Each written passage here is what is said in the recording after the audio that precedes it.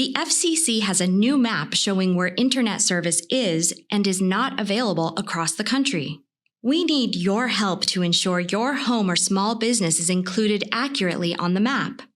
On your mobile device, go to broadbandmap.fcc.gov.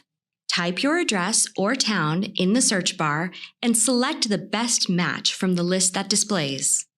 The address or location you entered will then appear as a point on the map, and the information about the internet services offered at the location will appear below the map. Red locations indicate that no internet services are reported for that location.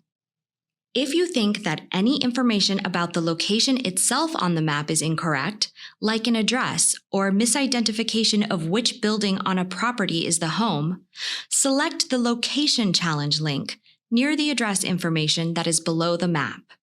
Enter the required information. Check the certification box at the bottom of the form and select Submit. If your location is missing from the map, select the point on the map where your home or business is located, then select Location Challenge and complete the form. An accurate map is an important tool for expanding internet services to all Americans. broadbandmap.fcc.gov